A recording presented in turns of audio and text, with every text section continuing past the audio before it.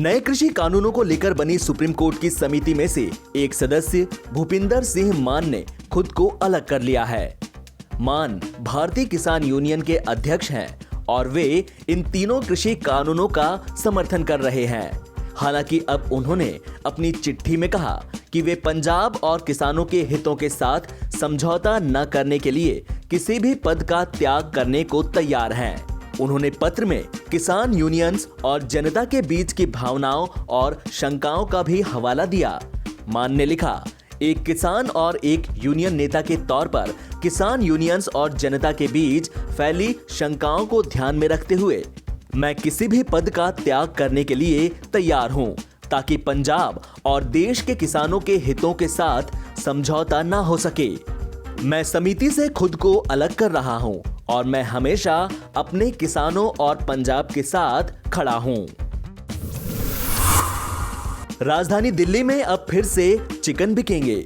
Bird flu के खतरे को देखते हुए चिकन की बिक्री पर रोक लग गई थी और इस रोक को फिलहाल हटा लिया गया है। यह फैसला पोल्ट्री मार्केट से लिए गए सैंपल्स के बर्ड फ्लू टेस्ट में नेगेटिव आने के बाद लिया गया। दिल्ली के मुख्यमंत्री अरविंद केजरीवाल ने गुरुवार को कहा कि सैंपल्स नेगेटिव आए हैं, जिसके बाद उन्होंने पोल्ट्री मार्केट को खोलने का निर्देश दिया। इसके अलावा चिकन की बिक्री और जिंदा मुर्गे मुर्गियों के आयात पर लगी रोक को हटा लिया गया है। इससे पहले दिल्ली पशुपालन विभाग के एक सीनियर अधिकारी ने गुरुवार को बताया, एशिया की सबसे बड़ी गाजीपुर मुर्गा मंडी से लिए गए सभी 100 सैंपल्स में बर्ड फ्लू नहीं होने की पुष्टि हुई है। पश्चिम बंगाल विधानसभा चुनाव 2021 को देखते हुए भारतीय जनता पार्टी और तृणमूल कांग्रेस के बीच जंग तेज होती जा रही है। इस बीच एक एक करके टीएमसी के कई नेता बीजेपी में शामिल भी हो चुके हैं। उधर पश्चिम बंगाल बीजेपी के प्रभारी कैलाश विजयवर्गीय ने एक और दावा करके ममता बनर्जी समेत पूरे टीएमसी खेमे में खलबली मचा दी है।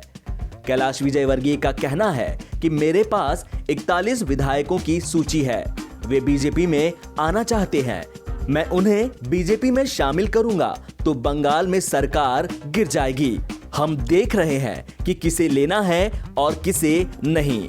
अगर छवि खराब है तो हम नहीं लेंगे। सबको लग रहा है कि ममता बनर्जी की सरकार जा रही है। कांग्रेस के पूर्व अध्यक्ष राहुल गांधी आज तमिलनाडु के मदुरई में जल्लीकट्टू के आयोजन में पहुंचे। इस दौरान राहुल गांधी ने यहां मोदी सरकार पर जमकर निशाना साधा। यहां राहुल गांधी बोले कि सरकार सिर्फ किसानों को नजरअंदाज ही नहीं कर रही, बल्कि उन्हें बर्बाद करने का षड्यंत्र रचा रही है। जिन कानूनों को मोदी सरकार जबरदस्ती लाई है, आप मेरी बात को गांठ बांध लीजिए। मोदी सरकार को कृषि कानूनों को वापस लेना होगा।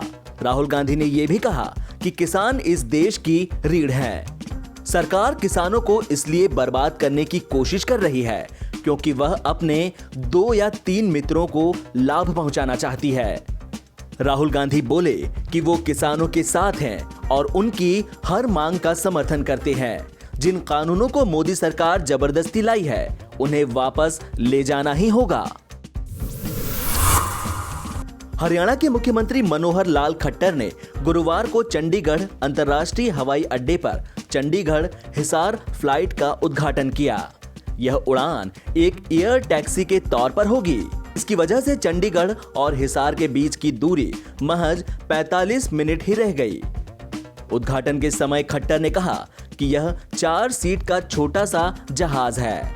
देश में पहली बार इस तरह का छोटा जहाज एयर टैक्सी के रूप में चलाया जा रहा है। इसकी बुकिंग ऑनलाइन भी की जा सकेगी।